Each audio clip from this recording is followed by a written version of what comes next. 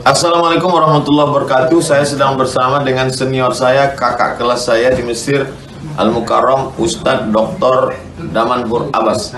Nikmati kajian-kajian tausiah beliau yang bergizi, berkualitas di channel Ustadz Damanhur Abbas. Jangan lupa tonton, subscribe, like, share, and comment. Assalamualaikum warahmatullahi wabarakatuh.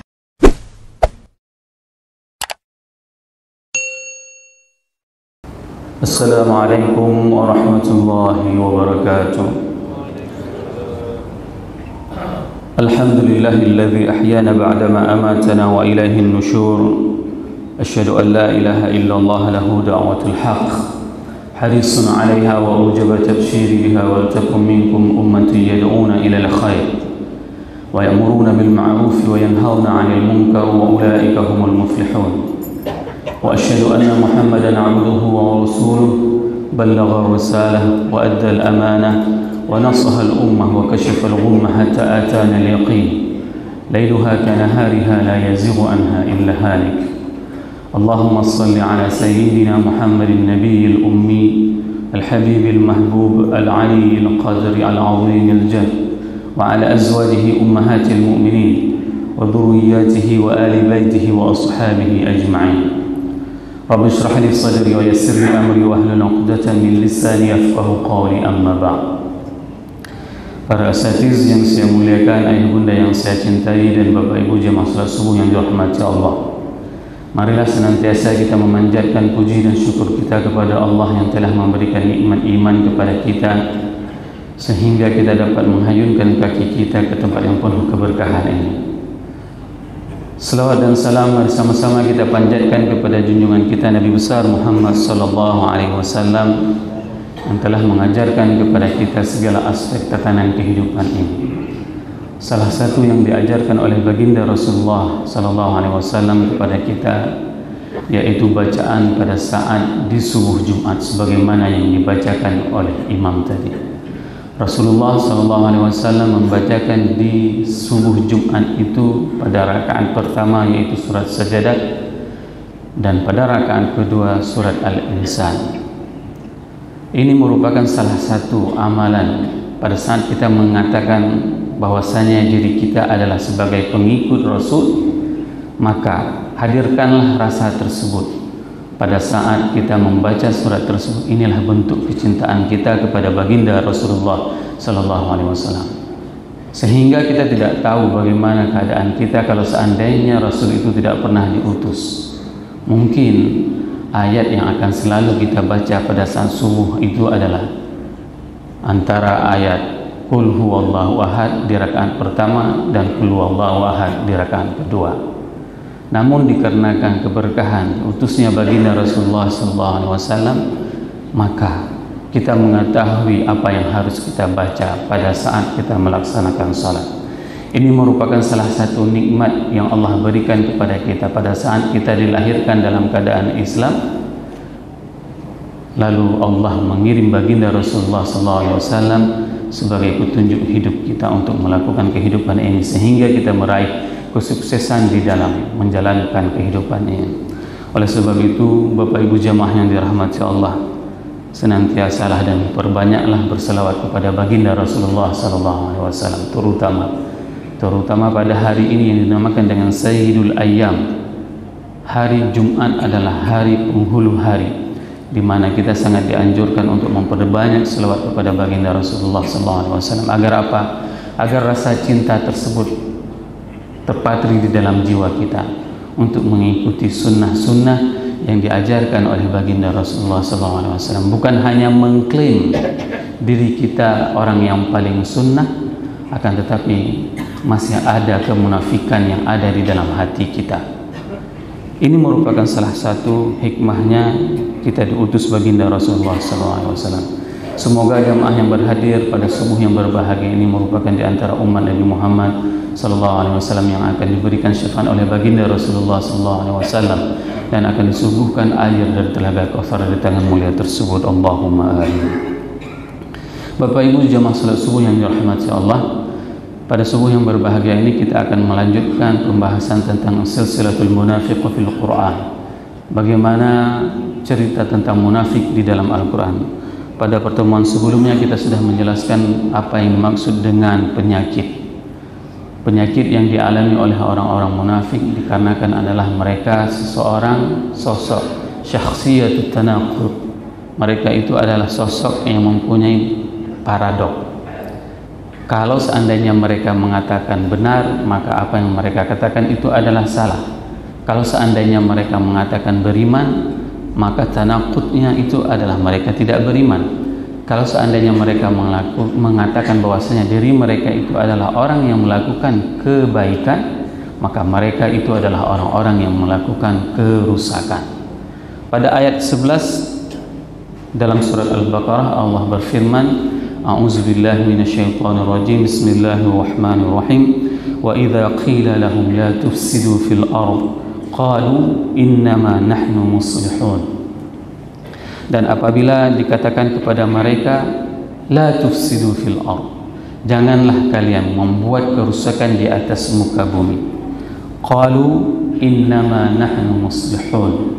Dan mereka mengatakan bahwasanya diri mereka itu adalah orang-orang yang berbuat kebaikan di atas muka bumi. Mahwal ifsad, apa yang dimaksud dengan kerusakan?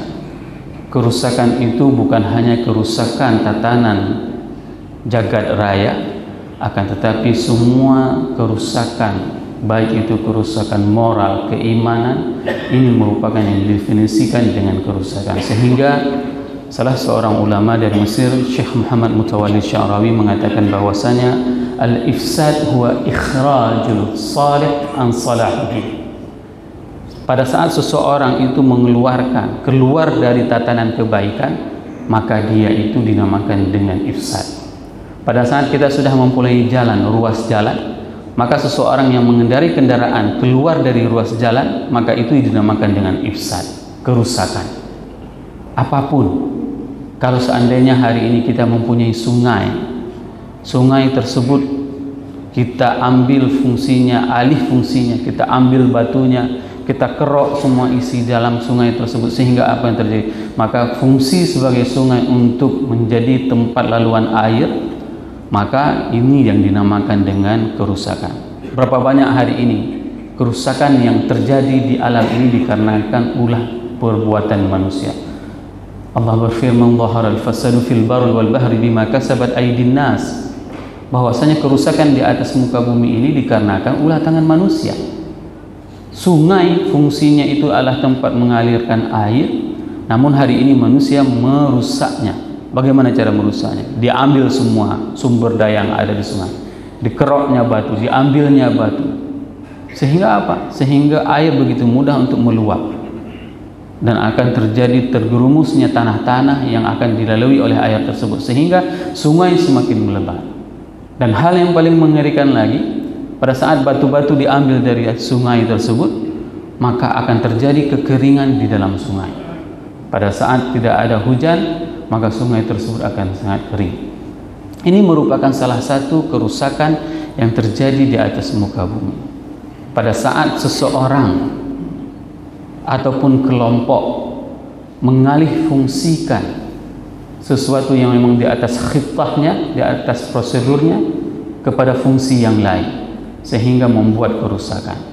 Hal yang sama, kalaulah kita melihat di kota ini, betapa banyak sekarang gunung-gunung, bukit-bukit itu yang dialih fungsikan sebagai perumahan, di-cutting bukit tersebut, dipotong bukit tersebut, dijadikan sebagai tanah timbun. Sehingga apa? Sehingga pada saat angin kencang itu tidak ada lagi yang menjadi penghalang terhadap penahan angin. Maka begitu banyak musibah yang terjadi pada saat alam ini tidak digunakan sesuai dengan fungsinya. Oleh sebab itu, pada saat ulama menerjemahkan kata-kata ifsad tersebut, bukan hanya kerusakan yang ada di tatanan alam ini, akan tetapi kerusakan itu bisa juga terjadi pada saat seseorang itu merubah tatanan tentang agama ini. Ini merupakan salah satu ifsad, dan ifsad inilah yang dilakukan oleh orang-orang munafik. Pada saat orang-orang bersalat mereka di Masjid Nabawi, maka mereka membuat masjid tandingannya.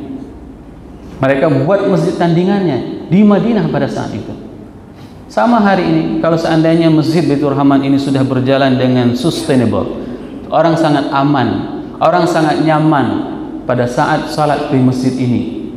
Hampir semua rata-rata jamaah mengatakan, apalagi mereka yang datang dari luar, begitu mereka pindah ke semuanya, dan apabila mereka salat di masjid ini, ada sebuah kepuasan, ada sebuah ketenangan yang mereka dapatkan. Namun jika ada orang munafik, maka mereka akan mengambil alih fungsi masjid ini. Sehingga apa? Sehingga bisa jadi masjid ini tidak ada lagi orang yang akan mau salat. Dikarenakan apa? Dikarenakan kepengurusan mereka yang tidak amanah. Ini termasuk di antara kata-kata ifsad.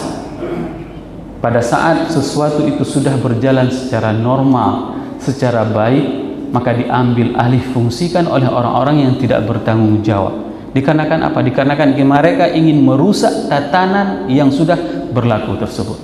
Dikarenakan mereka ingin membuat kekacauan di dalam agama Allah. Nah, pada saat kita menyampaikan kepada mereka orang-orang munafik, la tufsidu fil ard, jangan kalian buat kerusakan di atas muka bumi, apa yang mereka katakan? Mereka mengatakan bahwasanya mengklaim dirinya itu adalah sebagai orang-orang yang membuat kebaikan.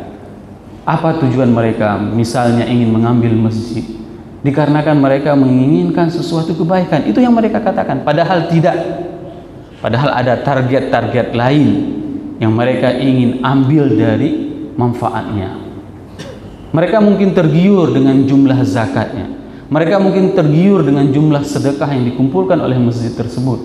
Mereka mungkin tergiur dengan beberapa pendapatan lain yang diperoleh oleh masjid tersebut. Sehingga mereka menginginkan pengelolaan masjid tersebut di tangan mereka.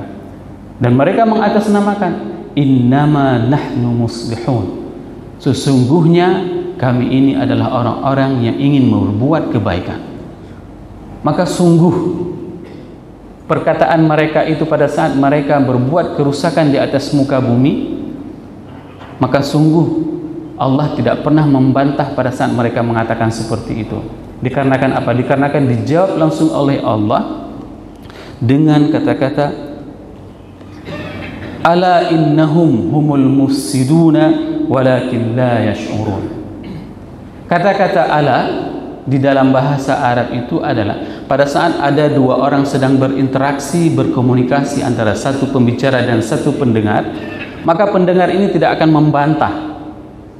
Pada saat pendengar tidak membantah perkataan si pembicara tersebut hingga selesai pembicaraan tersebut, maka pada saat dia ingin membantah apapun statement yang dibangun dari awal oleh si pembicara tersebut, diungkapkan dengan kata-kata ala.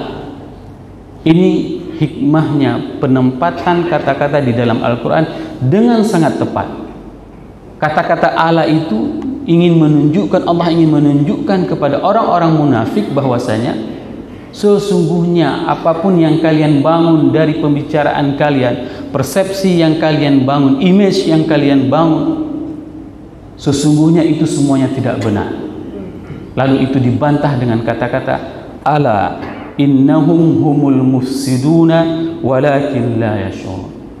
Sesungguhnya mereka itu adalah orang-orang pembuat kerusakan di atas muka bumi, walakin la yash'urun, akan tetapi mereka itu tidak mempunyai perasaan. Lihatlah bagaimana Al-Quran menggambarkan orang-orang munafik tersebut. Al-Quran melabel mereka itu adalah dengan orang-orang yang tidak mempunyai perasaan. Kenapa? Karena masalah iman itu adalah masalah rasa. Keimanan itu adalah masalah rasa. Bagaimana seseorang merasakan bahwasanya dia itu selalu dalam pantauan Allah. Bagaimana seseorang itu merasakan bahwasanya dia mengikuti apa yang diperintahkan oleh Allah dan Rasul. Sehingga kita tidak pernah akan mencintai sesuatu dan membenci sesuatu kecuali memang itu standarisasinya yang diajarkan oleh Allah dan Rasul. Betapa banyak hari ini pada saat orang itu mengatakan dirinya sebagai orang beriman, akan tetapi rasanya itu tidak beriman. Lihat saja pada saat seseorang ustadz yang berceramah, bukan dari ustadznya, dia keluar dari majelis ilmu tersebut. Padahal Rasul sendiri yang mengatakan bahwasanya Majelis ilmu itu adalah majelis yang dimana dipenuhi oleh para malaikat. Raudhatun min riyadil jannah. Dia lebih memilih untuk keluar dari majelis ilmu, mendengarkan tausiah, mendengarkan tazkirah sambil berzikir, dikarenakan bukan dari ustadz versi mereka. Ini adalah bentuk kenifakan, di mana mereka tidak pernah merasakan bahwasanya cinta dan benci itu haruslah sesuai dengan apa yang diperintahkan oleh Allah dan Rasul. Dan ini adalah sifat-sifat orang munafik. Mereka tidak akan pernah mempunyai rasa.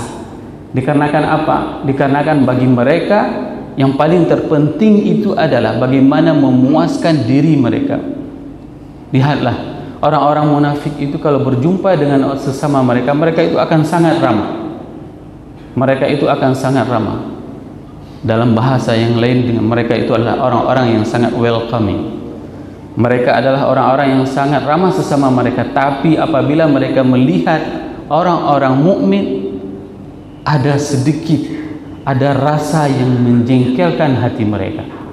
Jangan sampai rasa ini terbangun di dalam jiwa kita pada saat kita melihat bukan dari golongan kita, bukan dari mazhab kita, bukan dari partai kita, maka kita melihat rendah orang lain. Maka bangunlah sebuah image, sebuah pemikiran, sebuah yang dinamakan dengan husnuzan. Bangunlah rasa tersebut. Betapa banyak hari ini pada saat kita melihat anak-anak muda yang mereka pada saat kita pergi salat subuh, mereka baru pulang dari kafe-kafe. Apa yang terbetik di dalam jiwa kita saat melihat mereka? Kalau seandainya kita menganggap mereka itu adalah ahli neraka, maka kitalah ahli nerakanya. Maka yang harus kita bangun adalah husnuzan kita kepada Allah terhadap mereka.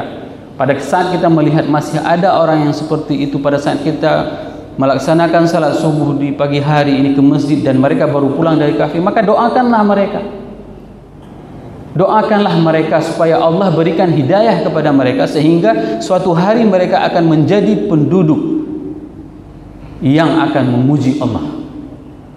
Ini sebenarnya yang harus kita bangun, bukan dengan membangun diri sendiri bahwasanya kitalah manusia yang paling baik, bukan dengan cara menganggap bahwasanya diri kita ini adalah orang yang paling benar. Dikarenakan apa? Dikarenakan ada sebuah persepsi, ada sebuah perkiraan bahwasanya manusia itu menganggap dirinya itu yang paling baik. Ini yang paling salah. Pada saat Allah berfirman di dalam surat Kahfi, A'udzubillahi minasyaitonirrajim, Bismillahirrahmanirrahim, Qul hal nunabbi'ukum bil akhsarina a'mala. Maukah kalian kukabari bahwasanya tentang perbuatan yang paling sangat merugikan? Alladzina dhalla sa'yuhum fil hayatid dunya wa hum yahsabuna annahum yuhsinuna sun'a. Pada saat seseorang itu menganggap apa yang dia lakukan hari ini itulah yang paling benar, mereka menganggap bahwasanya apa yang mereka lakukan itu adalah yang paling betul. Mereka menganggap apa yang mereka lakukan itulah yang paling baik. Akan tetapi apa yang mereka lakukan itu adalah semuanya sia-sia. Kenapa? Dikarenakan mereka tidak mau meninggalkan kenifakan di dalam jiwanya. Dikarenakan mereka tidak mau menerima kebenaran yang disampaikan oleh Allah dan Rasul. Semoga apa yang saya sampaikan ini bermanfaat kepada diri saya dan kepada jamaah semuanya, sehingga kita bisa meningkatkan keimanan kita kepada Allah dan kepada Rasul, dan bertambahnya kecintaan kita kepada Allah dan kepada Rasul. Subhanakallahumma wa bihamdik, asyhadu an la ilaha illa anta, astaghfiruka wa atubu ilaik. Wassalamualaikum warahmatullahi wabarakatuh.